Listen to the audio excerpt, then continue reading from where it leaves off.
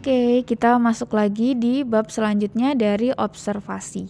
Nah, ini kita sudah masuk ke tips bagaimana mengembangkan kemampuan observasi. Nah, ternyata untuk melakukan observasi itu tidak hanya kita bisa lakukan nih, jadi apa yang kita sukai itu bisa langsung kita observasi. Tapi kita juga perlu nih, kalau misalnya ditanya apa ya yang perlu saya observasi, nah kalian bisa memulai dari sini. Nah, tips yang pertama itu observasi konsumen. Jadi teman-teman ini melakukan observasi kepada konsumen dari suatu perusahaan. Contohnya, kalian ingin membangun suatu bisnis fashion atau baju. Nah, kalian bisa melihat atau mengobservasi konsumen dari produk pesaing kalian gitu. Jadi kalau misalnya kita mau punya bisnis pakaian, oh kok pakaiannya di pesaing itu bagus-bagus ya, desainnya terus murah-murah. Nah, kira-kira apa sih yang konsumen rasakan gitu? Kalian juga bisa mengamati itu gitu. Jadi tips yang pertama ini melakukan observasi ke konsumen. Tentang apa? Yang pertama, mengamati konsumen tentang apa yang disukai dan yang tidak disukai oleh konsumen. Jadi kita bisa tanya nih, apa yang disukai dan yang tidak disukai, kita kira-kira dulu. Jadi ada suatu, nah observasi ini kan tidak hanya yang langsung dan yang tidak langsung.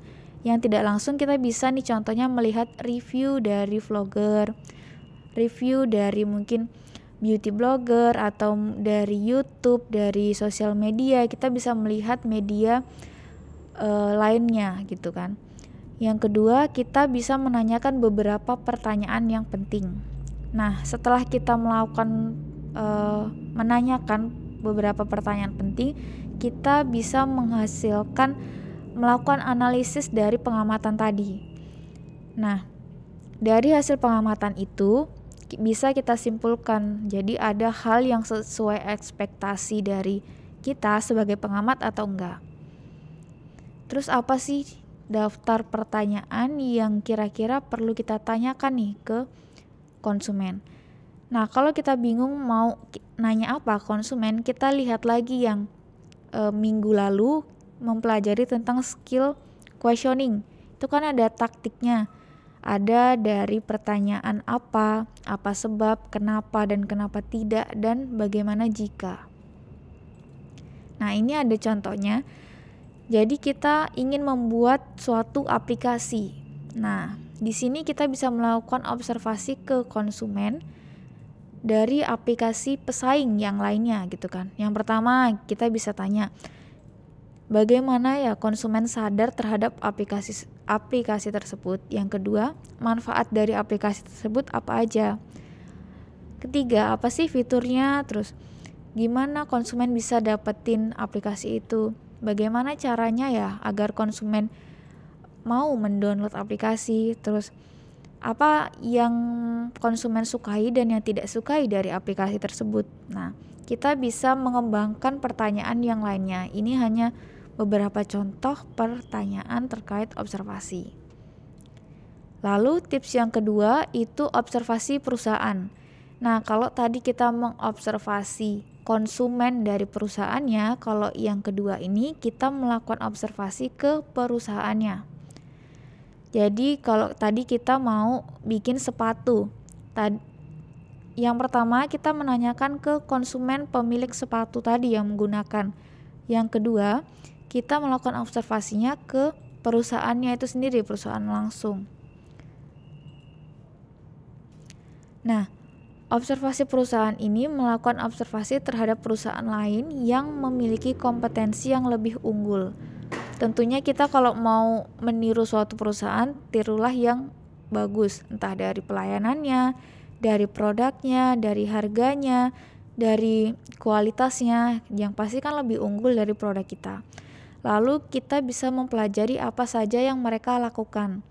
Bisa mengamati kegiatan operasionalnya atau mungkin strateginya. Nah, setelah kita mengobservasi, kita bisa terapkan ke perusahaan kita sendiri. Contohnya observasi perusahaan ini kita bisa benchmarking atau kita langsung melihat perusahaan itu. Kalau kita disebutnya bisa studi lapangan atau mungkin magang, itu kan kita bisa nih mengulik atau mengobservasi suatu perusahaan. Nah, yang tips ketiga ini observasi apapun sesuai keinginan kita. Jadi kalau kita bingung saya mau observasi apa ya, ya sudah tanyakan ke diri kita, kira-kira apa sih yang saya sukai, ya sudah mulai dari situ aja. Misalnya saya suka nih kalau melihat bisnis yang ada di pasaran atau bisnis yang lagi ngetren sekarang ini, ya udah deh saya coba observasi, silahkan gitu. Atau saya coba observasi perusahaan lain atau observasi, misalnya kalau kita suka nih tentang desain, ya sudah kita observasi tentang desain-desain yang lain gitu. Jadi kalau yang tips yang ketiga ini mengamati apapun hal yang sederhana yang menarik di lingkungan sekitar kita. Lalu kita selama observasi itu kita bisa nih ambil gambar, terus kita analisis, kita tulis hasilnya apa sih yang sudah kita lakukan atau apa saja yang sudah kita temukan di situ. Dan yang keempat, ini observasi dengan semua panca indera. Nah, panca indera kita kan ada 5 nih teman-teman. Ada penglihatan, pendengaran, penciuman, pengecap, dan perasa tubuh. Nah, kita tuh bisa mengobservasi dengan kelima panca indera tersebut. Jadi bisa memberikan pandangan baru dan gak hanya satu sisi. Contohnya, kalau misalnya kita makan di suatu restoran. Nah, yang pertama kali kita lihat itu apanya sih? Mungkin bisa dari desainnya. Oh, berarti itu penglihatan. Bisa dari aroma lingkungannya. Wangi enggak? Nah, itu kan berarti indera penciuman. Nah, bisa dari mungkin kayak lingkungannya panas enggak sih atau dingin enggak sih, asri enggak? Nah, itu kan bisa juga dari perasa tubuh. Atau mungkin ada dia mengambil tema sebelahnya itu laut. Nah, itu kan ada pendengaran suara ombak. Nah, itu bisa kita amati dari 5 panca indera itu. Nah, di sini ada 2 gambar nih teman-teman. Yang satu yang agak atas ini geprek Bensu, dan yang bawah ini warung ayam geprek Bu Nani. Nah, saya mengambil contoh kedua gambar ini bukan dari endorse atau apapun, tapi cuma sebagai pembelajaran kita aja. Nah, teman-teman bisa nih melakukan observasi. Kira-kira kenapa ya orang ini lebih memilih makan di sebelah kiri dan ada yang memilih makan di sebelah kanan yang warungnya tenda. Jadi yang satu toko, yang satu berupa tenda di pinggir jalan. Nah, kalau kalian mengamati berdasarkan 5 panca indera tadi yang sudah saya berikan contoh tadi, kira-kira orang-orang yang biasanya makan di geprek Bensu ini karena apa sih? Terus yang makan yang biasanya di area tenda ini alasannya kenapa sih gitu. Nah, kita bisa observasi kita sendiri, lalu kita juga bisa nih menanyakan beberapa pertanyaan ke konsumen gitu. Bisa juga kita nanya ke bagian perusahaan. Kan tadi ada observasi konsumen dan observasi perusahaan. Nah, di sini bisa teman-teman melakukan observasi sesuai dengan keinginan kalian. Nah, ini sebagai contoh saja. Mungkin orang yang makan di sebelah kanan ini karena memilih harga yang lebih murah. Terus juga kalau dari indera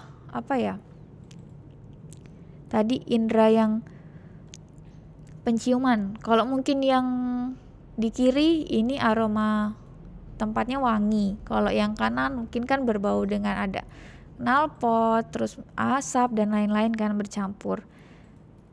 Terus kalau misalnya dari penglihatan, yang kiri tempatnya bagus, bersih. Kalau yang kanan biasanya tempat duduknya kan dari kayu atau dari plastik. Nah, itu nyaman gak sih kira-kira orang-orang yang duduk di sana, atau oh orang-orang yang milih di kanan ini malah lebih banyak biasanya karena selain murah dia juga enak.